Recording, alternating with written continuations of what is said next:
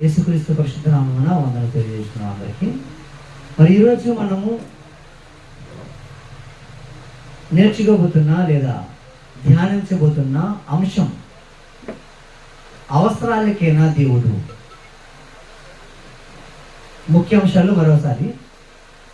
ఈరోజు మనం నేర్చుకోబోతున్నా లేదా ధ్యానించబోతున్న అంశం అవసరాలకేనా దేవుడు.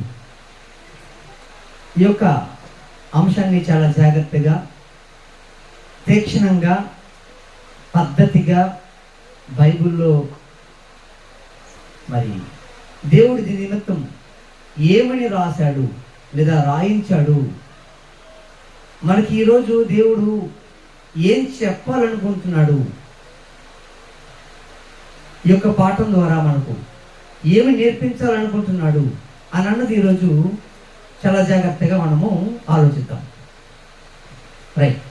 ఇక బైబిల్ గురించి మనం ఆలోచించగలిగితే, బైబిల్ ఒక ఔన్నత్యమైన పుస్తకం అని చెప్పొచ్చు. బైబిల్లో అనేకమైన విషయాలు దేవుడు పొందుపరిచి రాయించాడు. కానీ బైబిల్ చాలా మందికి అర్థం కాకుండా ఉంది, అర్థం చేసుకోలేకపోతున్నారు.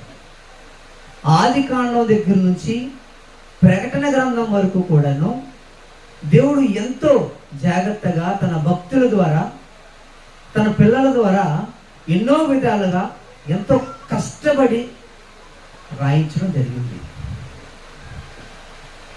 కానీ ఈరోజు ఈ ప్రపంచంలో మరి జనాభాను మనం ఆలోచించగలిగితే 750 కోట్ల మంది మనకు కనబడుతున్నారు లేదా వినబడుతున్నారు, లేదా మనము ఆలోచిస్తే ఉన్నట్లుగా మనకు అర్థమవుతుంది. ఇకపోతే 750 కోట్ల మందిలో 98% మంది, 750 కోట్ల మందిలో 98% మంది దేవుడు ఉన్నాడు లేదా దేవునిపై నమ్మకం ఉన్నవారు ఉన్నారు. అయితే 2% మాత్రమే దేవుడు లేడు అనేవారు ఉన్నారు. వారిలో నాస్తికులు కానివ్వండి, హేతువాదులు కానివ్వండి, శాస్త్రవేత్తలు కానివ్వండి, ఈ తెగవారు కూడాను ఈ యొక్క ప్రపంచంలో తమ జీవనాన్ని కొనసాగిస్తున్నారు. ఈ విధముగా దేవుడు లేడు అనని, దేవుడు లేడు అనని. ఇక ఉండేవారు ఎంతమంది ఉన్నారని మనం మాట్లాడుకున్నాం? 98% మంది ఉన్నారు. 7,50,00,000 మందిలో 98 మంది అంటే 98% మంది దేవుడు ఉన్నాడు అని ఉన్నప్పుడు, అయితే వీళ్ళు ఒక్కొక్కరుగా అంటే ఒక్కొక్క ఆలోచన విధానం మనం ఆలోచించగలిగితే ఒక్కొక్కరు ఒక్కొక్క మతాన్ని కలిగి ఉన్నవారు ఉన్నారు. ఎవరెవరు అని మనం ఆలోచించగలిగితే, మరి వారిలో క్రైస్తవులు కానివ్వండి, హైందవులు కానివ్వండి, ముస్లింలు కానివ్వండి, సిక్కులు కానివ్వండి, బౌద్ధులు కానివ్వండి, ఈ ప్రపంచ మరి దేశంలో లేదా ఈ భారతదేశంలో మనకు కనబడుతున్నారు. ఇలా ఏదో ఒక నమ్మకాన్ని కలిగి ఉన్నారు. అయితే ముఖ్యంగా మనము ఆలోచించగలిగితే క్రైస్తవుల గురించి మనం ఆలోచించాలి. ఈరోజు మిగతా వారి గురించి మనం ఆలోచించకపోయినా పర్వాలేదు, కానీ క్రైస్తవుల గురించి మనం ఆలోచించేటప్పుడు వాళ్ళు ఏ విధముగా నమ్ముకుంటున్నారు, ఏ విధముగా మరి దేవుని యొద్దకు వస్తున్నారు అని మనం ఆలోచించేటప్పుడు వాళ్ళకి ఏదో ఒక అవసరత ఉండే ఉంటుంది. అయితే మిగతా వారికి కూడా ఉండదు అవసరత అని అంటే, చాలా మంది అలా అవసరత ఉన్నవారు మాత్రమే దేవుని చెంతకి వెళ్తున్నారు. అంటే దేవుడు ఏదో ఒకటి ఇస్తాడు, ఇవ్వాలి, ఆయన కాకపోతే ఇంకెవరు ఇస్తారు మనకు అని ఇచ్చేవాడే కానీ తీసుకునేవాడు కాదు అని అనుకునేవారు చాలా మంది ఉన్నారు. ఏంటి అంతే కదా. దేవుణ్ణి ఎవరు ఆశ్రయించినా దేవుడిని ఎందుకు ఆశ్రయిస్తున్నారంటే వాళ్ళ అవసరాలు తీరాలి, అంతే కదండి. అవసరం తీరాలి, అందుకు దేవుణ్ణి ఆశ్రయిస్తున్నారు. ప్రాముఖ్యంగా క్రైస్తవులను కానీ మీరు యేసుక్రీస్తు వారిని ఎందుకు నమ్ముకున్నారమ్మా అని ఎవరినైనా అడిగామని అనుకోండి, ఏంటి మరి యేసుక్రీస్తు వారిని ఎందుకు నమ్ముకున్నామని అంటే, మరి మా బాబుకి చాలా అనారోగ్యం ఉండేటప్పుడు ఆయన మరి స్వస్థత పరిచాడు, లేదా మా పిల్లకి పెళ్లి కాలేదు, పెళ్లి కాలేకపోయినందున పెళ్ళి అయిపోయింది ఆయన నమ్ముకోవటం వల్ల, లేదా ఆయన రాత్రి వచ్చి మాట్లాడాడు మాతోటి, లేదా నా కొడుకుకి జాబు లేదు, జాబు లేకపోవటం వలన ఆయన నమ్ముకున్నాం కనుకనే జాబ్ వచ్చేసింది. ఏంటి ఇక విదేశీ ధనం గురించి నమ్ముకునేవారు ఉన్నారు. ఏదో ఒక అవసరత, ఏదో ఒక కోరిక, ఇలా అవసరాల కొరకు మాత్రమే దేవుణ్ణి ఆశ్రయించేవారు కొంతమంది అయితే, ఇక ప్రపంచ భారతదేశంలో ఉన్నవారు కొంతమంది ఏంటి దేవుణ్ణి ఏదో ఒక రూపంగా దాల్చేసి ఆ రూపంలో ఉన్న వ్యక్తి ఖచ్చితంగా మాకుండేటి అవసరాలు తీరుస్తాడు, మాకుండేటి కోరికలు తీరుస్తాడు అని ఆలోచన కలిగి ఏంటి మరి బైబిల్లోన పాత నిబంధనలో మనం ఆలోచించగలిగితే ఏంటి వారిని ఉద్దేశించి ఒక మాట బైబిల్లోన దేవుడు రాయించాడు. దాన్ని ఉద్దేశించి రోమపత్రికలో రాయించాడు అనమాట. ఏమని అక్కడ ఉంటుంది చూడండి, అక్కడ ఏముంది? రోమపత్రిక 1వ అధ్యాయము 23వ వచనములోన వారు అక్షయుడగు దేవుని మహిమను క్షయమగు మనుషుల యొక్కయు పక్షుల యొక్కయు చతుస్పాద జంతువుల యొక్కయు పురుగుల యొక్కయు ప్రతిమా స్వరూపముగా మార్చిరి. ఏంటి ఇక్కడ ఎన్ని విభాగాలు మనకు కనబడుతున్నాయి? ఒకటంట ఏంటి మనుషుల యొక్క దేవుని స్వరూపాన్ని మనుషుల యొక్క ఒకటి మనకు దొరికింది. ఇక రెండోది పక్షులను కూడాను దేవుళ్ళుగా దేవతలుగా పూజించేటట్లుగా మనకి కనబడుతుంది. ఇక చతుస్పాద జంతువులను కూడాను దేవుళ్ళుగా లేదా దేవతలుగా పూజించే వ్యక్తులుగా మనకు కనబడుతున్నారు. ఇక 4వది పురుగుల యొక్కయు ప్రతిమా స్వరూపం. అంటే మనుషుల యొక్క కోరికలు లేదా అవసరాలు తీర్చుకోవటానికి దేవుణ్ణి ఏ రూపాన్నైనా సరే ధరించేయచ్చు. అంటే వాళ్ళ కోరిక తీరింది లేదా తీరాలి అని అనుకుంటే ఈ యొక్క స్వరూపాన్ని మనం కొలుసుకోవాలి లేదా కొలవాలి, లేదా మనకి తీరుస్తున్నాడు అన్న ఆలోచన కలిగి ఉన్నట్లుగా మనకు రోమాపత్రికలోన ఒక తెగవారు ఉన్నట్లుగా మనకు కనబడుతుంది. ఇది ఎందుకు దేవుడు రాయించాడు అంటే, ఇశ్రాయేలు ఎవరైతే ఉన్నారో వాళ్ళు మరి చాలా దారుణంగా మోషే గారు మరి సీనాయి కొండ మీదకి వెక్కి ప్రార్థనకి వెళ్ళేటప్పుడు, దేవునితో మాట్లాడడానికి వెళ్ళేటప్పుడు మరి కిందకు వచ్చేసరికి వీళ్ళు ఒక దూడం చేయించుకున్నారు. వీళ్ళు దూడం చేయించుకొని ఆ దూడనే దేవునిగా పూజించే వ్యక్తులుగా మారిపోయారు. ఏంటి అందుకు వీరు అలా మారిపోయారని గుర్తెరిగి ఈ యొక్క రోమాపత్రికలో ఉన్న వారికి అర్థం కావటానికి దేవుని యొక్క మహిమను, దేవుని యొక్క గొప్పతనాన్ని మరి తెలియటానికి చాలా జాగ్రత్తగా దేవుడు రాయించినట్టుగా కనబడుతుంది. లేకపోతే ఇంకో మాట మనం ఆలోచించగలిగితే చూద్దాం. అపోస్తలుల కార్యాలు 17వ అధ్యాయము. ఇలాంటి వారు ఎవరైనా ఉన్నారా? అవసరాల కొరకు దేవుణ్ణి లేదా దేవతలను మరి కొలిచేవారు కానీ లేదా బలి ఇచ్చేవారు కానీ మనకు బైబిల్లో కనబడతారా అని మనం ఆలోచించగలిగితే, అపోస్తలుల కార్యాలు 17వ అధ్యాయము 22-23 వచనం మనం చూడగలిగితే, పౌలు గారు అరియోపయగా మధ్య నిలిచి చెప్పినదేమనగా, ఎథెన్స్ వారులారా, మీరు సమస్త విషయములలో అతి దేవతా భక్తి గలవారై ఉన్నట్టు నాకు కనబడిందయ్యా. నేను మీ యొక్క మరి స్థలాలలో సంచరించుచూ ఉంటుంటే మీరు ఎవరైతే కొలుస్తున్నారో లేదా ఎవరికైతే బలులు లేదా పూజలు పునస్కారాలు చేస్తున్నారో దేవత ప్రతిమలను చూడగా ఒక బలిపీఠం నాకు కనబడింది. దాని మీద తెలియబడని దేవునికి అని రాయబడి ఉంది. వీళ్ళు ఎథెన్స్ వారు ఎవరైతే ఉన్నారో వీళ్ళకి దేవుడు ఎవరో తెలియకపోయినా కానీ బలులు ఇవ్వటం మానలేదు, పూజలు పునస్కారాలు చేయటం మానలేదు. ఎందుకు వీళ్ళు పూజలు పునస్కారాలు లేదా బలులు ఎందుకు ఇస్తున్నారు అంటే ఆ దేవుని వలన వీళ్ళకి అవసరం తీరాలి,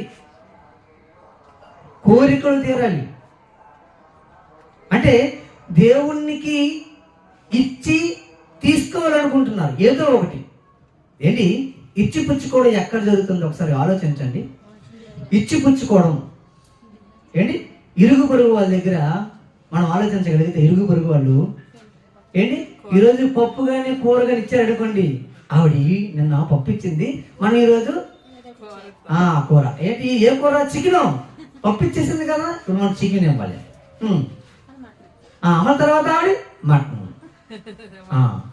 తర్వాత మళ్ళీ ఇంకో రోజు ఏంటి మీరు మాకు ఇచ్చింది కదా ఇవన్నీ బిర్యానీ. అంటే ఇచ్చి పుచ్చుకుంటున్నారు.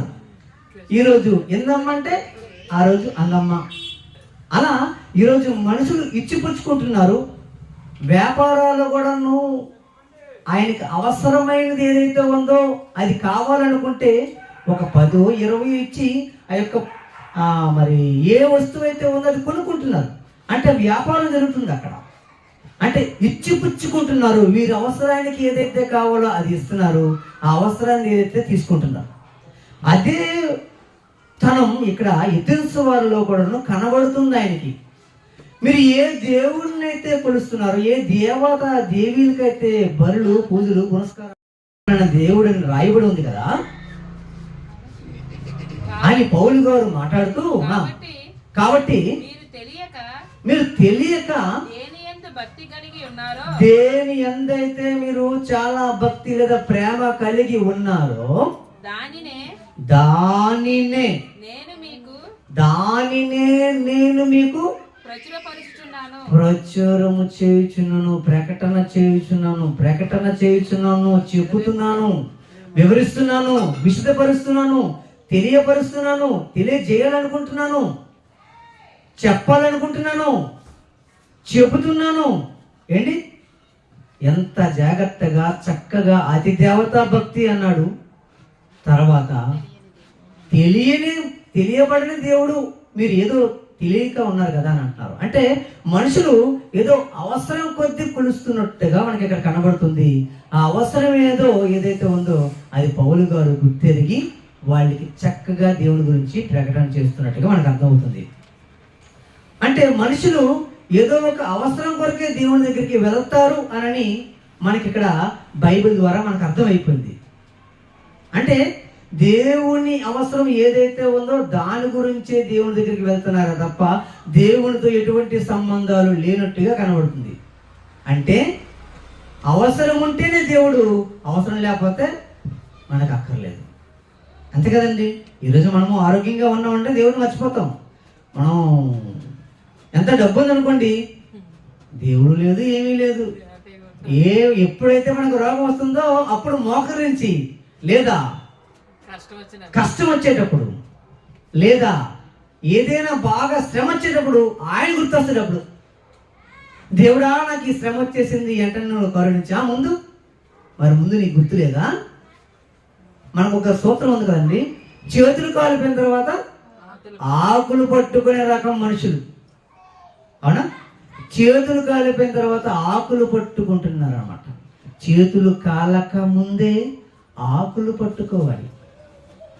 అంటే చేతులు కాలకపోతే ఆకులు పట్టుకునే అవసరమే లేదు. అంటే అవసరం కొరకు మాత్రమే దేవుణ్ణి జ్ఞాపకం చేసుకుంటున్నారు. కేవలం దేవుణ్ణి ఒక అవసరానికి మాత్రమే వాడుకుంటున్నారు. అవసరాల కొరకే దేవుడు జ్ఞాపకం వస్తున్నాడు అని బైబిల్లో ఉండే మాటను బట్టి మనం ఖచ్చితంగా చెప్పచ్చు. ఇంకా కొద్దిగా మనము వివరణలోకి వెళ్ళిపోతే ఇంకా మనం ఆలోచించగలిగితే ఇంకొక వ్యక్తి ఉన్నాడు చూడండి. ఆ వ్యక్తి గురించి మాట్లాడుతూ దెయ్యం, అదే సాతాన్, షాటిన్, అపవాది, ఈ పేర్లు గల వ్యక్తి ఎవరైతే ఉన్నారో ఈయనకి ప్రతిదీ తెలుసు. ఎలాగైనా మనుషులను చిక్కు పెట్టాలన్న ఆలోచన కలిగి ఏదో ఒక విధంగా తన వలలో చిక్కించుకోవాలనుకుంటున్నాడు. చిక్కించుకున్నాడు. వాడిని వలలో పడి చాలా మంది నాశనానికి వెళ్ళిపోయే దాఖలాలు చాలా మంది ఉన్నాయి. అందులో ఒక వ్యక్తి మనకు కనబడుతున్నాడు. అందులో వ్యక్తి మరి దొరికి పోతాడేమో అనుకున్నాడు, కానీ దొరకడన్న సంగతి దేవునికి మాత్రమే తెలుసు. ఆ వ్యక్తి వల్ల మనం ఆలోచిద్దాం. యోబు గ్రంథము 1:9-10. యోబు గ్రంథము 1:9-10 అని అడుగుగా అపవాది యోబు ఊరకయే నీ యందు భయభక్తులు కలిగి ఉన్నాడా? నీవు అతనికి అతని ఇంటి వారికి అతనికి కలిగిన సమస్తమును చుట్టూ కంచి వేసితివి కదా. నీవు అతని చేతి పని ఏదైతే ఉందో ఆయన ఏం చేసినా అది సఫలమవుతుంది. ఆయన ఏది ముట్టుకున్నది బంగారం అవుతుంది కదా. నీవు అతని చేతి పని దీవించితే అతని ఆస్తి దేశంలో బహుగా విస్తరించున్నది. నీవు దీవిస్తున్నా కాబట్టి ఆయన ఆస్తి దేశమందు విస్తరిస్తుంది, విస్తరణ జరుగుతుంది. ఆయన చాలా డబ్బు గలడైపోయాడు. నువ్వు ఇస్తున్నావు లేదా, నీవున్నావు, నీవేదో చేస్తున్నావు కనుకనే అదే నువ్వు ఇవ్వటం మానేస్తావు అనుకో, ఆయన నిన్ను దూషిస్తాడు. ఆయన నిన్ను దూషిస్తాడు, ఆయన నిన్ను హేళన చేస్తాడు అని యోబు గారి మీద నేరం మోపించాలని లేదా నేరం మోపాలన్న ఆలోచన కలిగి మరి ఆయన మీదకి సెలవు అడిగింది. ఆయన ఎలాగైనా సరే నేను మరి క్రోధ్ చేయించాలి, దేవునికి దూరం చేయించాలన్న ఆలోచన కలిగి మరి యోబు దగ్గరికి వెళ్ళడం జరిగింది. అంటే మనుషులు ఎలాంటి వారు అని మనం ఆలోచించగలిగితే దేవుడు ఇస్తున్నాడు అంటే దేవుడు ఇచ్చేవాడే గాని తీసుకునేవాడు కాదు అన్న ఆలోచనలోనికి వెళ్ళిపోయారు ఈరోజు సమాజంలో ఉన్న వారందరూ. బైబిల్లో కొంతమంది ఉన్న వారును మనం ఆలోచించగలిగితే వాళ్ళు చాలా గొప్పవారుగా మనకు కనబడతారు. వాళ్ళలో మనం ఉండగలమా అని మనం ఆలోచించగలిగితే ఉండలేని పరిస్థితులు మనకు మరి వచ్చినా మరి మనము చాలా జాగ్రత్త పడాలి. అయితే పోతే ఇంకో మాట మనం ఆలోచించగలిగితే ఇలా తిమోతికి రాసినటువంటి మొదటి పత్రిక 6:5-6 చూడండి. ఏదో ఒక అవసరత, ఏదో ఒక చెడిపోయిన మనస్సు కలిగి సత్యహీనులై దైవభక్తి లాభ సాధనమనుకును మనుష్యుల వ్యర్థ వివాదములను కలుగుచున్నవి. సంతుష్టి సహితమైన దైవభక్తి గొప్ప లాభ సాధకమైన ఉన్నది.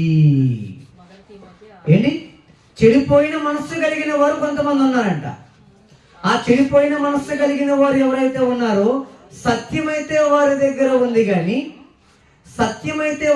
ఉంది కానీ ఏంటి దైవ భక్తి ఏదైతే ఉందో అది లాభం కొరకు వాడుకుంటున్నవారు చాలా మంది ఉన్నారు. అంతే కదండి, లాభం కొరకు. ఒకసారి నేను ఇంటి దగ్గర ఆటో డ్రైవర్ని బండి తుడుస్తున్నప్పుడు ఒక వ్యక్తి నా దగ్గరకు వచ్చాడు. వచ్చి ప్రైజ్ లార్డ్ అయ్యా అన్నాడు. ప్రైజ్ లార్డ్ అండి అన్నాడు. అంటే ఆయన ఒక క్రైస్తవుడు నాకు అర్థమైంది, నేను ఆయనకి క్రైస్తవుడు అని అర్థమైంది.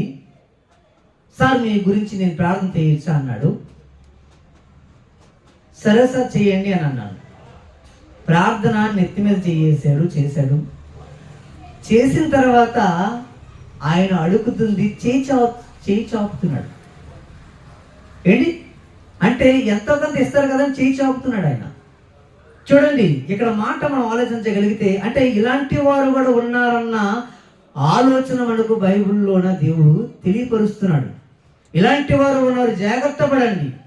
ఏంటి ఇలాంటి వారు ఉన్నారు, జాగ్రత్త పడండి. చూడండి, చెడిపోయిన మనసు కలిగి సత్యహీనులై దైవభక్తి ఏదైతే ఉందో, ప్రార్థన చేస్తే డబ్బులు ఇస్తారు, లేదా ప్రార్థన చేస్తే ఏదో ఒకటి వస్తుంది, లేదా వాక్యం చెబితే ఏదో ఒకటి మనకి ఇస్తారన్న ఆలోచన ఏదైతే ఉందో, చెడిపోయిన మనసు లాభం కొరకు, అలాంటి వారిని ఉద్దేశించి దేవుడు చాలా జాగ్రత్తగా తిమోతి గారికి పౌలు గారి చేత రాయిస్తున్నాడు అనమాట. ఏమని? చెడిపోయిన మనసు కలిగి సత్యహీనులై దైవభక్తి లాభ సాధనమనుకొను మనుష్యులు వ్యర్థ వివాదములను కలుగుచున్నవి. అదండి, అంటే ఏదో ఒక అవసరం, వాళ్ళ అవసరం తీరాలి అంతే. దేవుణ్ణి అడ్డు పెట్టుకొని చాలా అవసరాలు తీర్చుకునే మనుషులు ఉన్నారు, జాగ్రత్త పడండి. సత్యాన్ని వెతుకుతునే వారందరూ కూడా జాగ్రత్త పడండి. హెచ్చరిక, దేవుడు మనకు హెచ్చరిక చేస్తున్నాడు. హెచ్చరిక, చిన్నప్పుడు మన పిల్లల్ని తల్లులు చాలా జాగ్రత్తలు చెప్తుంటారు. నాయనా నువ్వు రోడ్డు దాటొద్దు, నాయనా నువ్వు ఆ లైట్ ముట్టుకోవద్దు, నాయనా నువ్వు ఈ కరెంట్ దగ్గరికి వెళ్ళొద్దు, ఏంటి పొయ్యి దగ్గరికి వెళ్ళొద్దు, వేడిని ముట్టుకోవద్దు. ఎందుకు చెప్తారు జాగ్రత్తలు? కాలిపోతుంది, మాడిపోతావు, రోడ్డు దాటితే యాక్సిడెంట్ అవుతుంది. ఇలాంటి మంచి మంచి విషయాలన్నీ ఒక తల్లి చెబుతున్నప్పుడు, తల్లి చెబుతున్న మాటలు విన్నప్పుడు, మరి దేవుడు కూడాను బైబిల్లో అనేకమైన మాటలు ఎన్నో విధాలుగా తన భక్తుల ద్వారా చెప్పేటప్పుడు వినిపించుకోవటం లేదు. ఎందుకు వినబడటం లేదా? దేవుడు తెలియపరచాలనుకునేటప్పుడు తెలుసుకోవాలనుకోవటం లేదా? ఆలోచించండి. అంటే కేవలం కొంతమంది అవసరాల కొరకు మాత్రమే దేవుని నమ్ముకునేవారు ఉన్నారు అని మనకు తెలుస్తుంది. అంటే బైబిల్ ఒక స్కానింగ్ మిషన్ లాంటిది, చాలా జాగ్రత్త పడిపోవాలి. అర్థం ఏంటి? సహజమైన మన ముఖం చూసుకుంటే మనం తిడితే తిడుతుంది కనుక జాగ్రత్త పడాలి. ఇకపోతే ఇంకో మాట మనం ఆలోచిద్దాం. ఏంటి? అపోస్తుల కార్యాలు చూడండి, ఇంకొక వ్యక్తి ఇక్కడ లాభం కొరకు నా విషయాన్ని మీకు చెప్పాను, ఇక్కడ ఒరిజినల్గా ఒక ఆయన కనబడుతున్నాం అనుకో, వ్యాపారం చేసుకుందాం అన్న డైరెక్టర్గా బైబిల్లోనే. ఎవరా వ్యక్తి? అపోస్తుల కార్యాలు 8వ అధ్యాయము 9, 13 వచనాలు మనం చూడగలిగితే, 9వ వచనం దగ్గర నుంచి 13వ వచనం వరకు మనం చూడగలిగితే ఇక్కడ ఒక వ్యక్తి కనబడతాడు. ఆ వ్యక్తి కేవలం లాభం కొరకు మాత్రమే దేవుణ్ణి ఆశ్రయించే వ్యక్తిగా మనకు కనబడతాడు. ఎవరైనా? సీమోనును ఒక మనుష్యుడు లోగడ ఆ పట్టణములో గారిడి చేయుచు తానెవడో ఒక గొప్పవాడని చెప్పుకొనుచు సమరయ జనులను విభ్రాంతి పరచుచుండెను. కొద్దివాడు మొదలుకొని గొప్పవాని మట్టుకు అందరూ దేవుని మహాశక్తిని అనబడిన వాడు ఇతడే అని చెప్పుకొనుచు అతన్ని లక్ష్య పెట్టిరి. ఇంకా అతడు బహుకాలము గారిడి చేయుచు వారిని విభ్రాంతి పరచునందున వారతను లక్ష్య పెట్టిరి. అయితే ఇక్కడ మనకు పాయింట్ దొరుకుతుంది చూడండి. అయితే ఫిలిప్పు దేవుని రాజ్యమును గూర్చి క్రీస్తు నామమును గూర్చి సువార్త ప్రకటించుచుండగా వారతని నమ్మి పురుషులను స్త్రీలను బాప్తిసం పొందిరి. అప్పుడు సీమోను కూడా నమ్మి బాప్తిసం పొంది పిలుపును ఎడబాయకుండా సూచక క్రియలను గొప్ప అద్భుతములను జరుగుట చూచి విభ్రాంతి నొందెను. చాలండి. ఏంటి? మొదట ఈయన చేశాడు, ఈయన చేసి ప్రజలందరినీ విభ్రాంతి నొందే విధముగా మరి కనుపరచాలనుకున్నాడు. దాని తర్వాత ఈయన కంటే గొప్ప వ్యక్తి వచ్చేసరికి ఈయన చూడడం మొదలెట్టాడు. అంటే నా చుట్టూ ఉన్నవారు ఈయన చుట్టూ వెళ్ళిపోతున్నారేంటి? నా చుట్టూ ఉన్నవారు ఈయన చుట్టూ వెళ్ళిపోతున్నారేంటి? ఈయన చుట్టూ వెళ్ళిపోతున్నారు అంటే ఈయన దగ్గర నాకంటే గొప్పది ఏదో ఉంది. ఇక ఉంది కనుకనే ఈయన దగ్గర నుంచి అది లాగేసుకుని ఉంటే ఏంటి, ఈయన గొప్పగా సంపాదించవచ్చు అని అనుకున్నాడండి. గొప్పగా సంపాదించవచ్చు అని అనుకున్నాడు. ఏంటి చూడండి ఆలోచన. అలా ఆలోచించడమే కాకుండా ఆయన బాప్తిసం తీసుకున్నట్టుగా మనకు కనబడుతుంది. అంటే కింద వచనానికి వెళ్ళేసరికి ఆయన ఎలాంటి ఆలోచన ధోరణ కలిగిన వ్యక్తి మనకు అర్థమైపోతుందండి. కింద వచనానికి వెళ్తే చూడండి ఒకసారి. సమరయ వారు దేవుని వాక్యం అంగీకరించి యెరూషలేములోని అపోస్తలులు విని పేతురును యోహానును వారి యొద్దకు పంపిరి. వీరు వచ్చి వారు పరిశుద్ధాత్మను పొందవలెనని వారి కొరకు ప్రార్థన చేసిరి. అంతకు ముందు వారిలో ఎవరి మీదను ఆయన దిగి ఉండలేదు. వారు ప్రభువైన యేసు నామమున బాప్తిసం మాత్రమే పొంది ఉండిరి. అప్పుడు పేతురును యోహానును వారి మీద చేతులుంచగా వారు పరిశుద్ధాత్మను పొందిరి. అపోస్తలులు చేతులుంచుట వలన పరిశుద్ధాత్మ అనుగ్రహింపబడినని. చూడండి ఇక్కడ సీమోను చూశాడు. ఏంటి ఈయనకు మూలం? ఇదంతా చేస్తున్నాడు అంటే ఏదో ఒక కారణం ఉండాలి. ఆ కారణం ఏంటి అని బాప్తిసం తీసుకున్నాడండి. నిజంగా ఆయన దేవుణ్ణి అంగీకరించే వ్యక్తి అయితే ఏంటి ఇదంతా చూస్తున్నాడు. కింద వచ్చిన మనం ఆలోచించగలుగుతాం. చూడండి వారి ఎదుట చూడండి ఇక్కడ వ్యాపారం సాగించుకోవాలనుకుంటున్నాడు. నేను ఎవరి మీద చేతులు ఉంచుతానో వాడు పరిశుద్ధాత్మను పొందినట్లు అదండి. కొనుగోలు చేయాలనుకుంటున్నాడు, దేవుని శక్తిని కొనుక్కోవాలనుకుంటున్నాడు, వ్యాపారం చేయాలనుకుంటున్నాడు. ఒక వ్యాపార వ్యక్తి దేవుని శక్తిని కొనుక్కోవాలనుకుంటున్నాడు. లాభసాధకం. దైవభక్తి గొప్ప లాభసాధకం అన్న మాట దేవుడు రాయించాడు అంటే ఏంటి, మనం అర్థం చేసుకొని జాగ్రత్త పడిపోవాలి. దానికి దూరంగా మనం ఉండాలి. అంటే దేవుని యందు భయభక్తులు కలిగి ఉండేటప్పుడు చాలా జాగ్రత్తగా మనం ఉండాలి. లాభం కొరకు ఆశించకూడదు, ఆలోచన చేయకూడదు. అలా ఆలోచన చేస్తే కనుక ఖచ్చితంగా దేవుడు మనకు దూరం అయిపోయే అవకాశం ఉంది. కేవలం అవసరాల కొరకు మాత్రమే దేవుణ్ణి ఆశ్రయించే వ్యక్తులుగా మనం ఆయన ఎదుట నిలబడతాం. ముఖ్యాంశాలు మరోసారి. అవసరాల కొరకు దేవుణ్ణి ఆశ్రయించకూడదు. ఇక్కడ సీమోను ఎవరైతే ఉన్నారో అవసరం కొరకు దేవుణ్ణి ఆశ్రయించాడు. ఆ అవసరం ఏంటో తీర్చుకోవాలనుకున్నాడు, కోరుకోవాలనుకున్నాడు. ఆ ద్రవ్యం ఇచ్చి దేవుని శక్తిని కావాలనుకున్నాడు. ఏంటి ఇంకో మాట చూద్దాం. చూడండి ఇంకో మాట మనం ఆలోచించగలిగితే యోహాను సువార్త చూడండి. ఇక్కడ కొంతమంది ఏకంగా దేవుని వాక్యం వినడానికి వస్తారేమో అనుకుంటాం, కానీ దేవుని వాక్యం వినడానికి కాదు. యేసుక్రీస్తు వారు చెప్పేటప్పుడు వినటానికి కాదు, ఏంటి దేనికి వస్తారు? తినటానికి వస్తారు.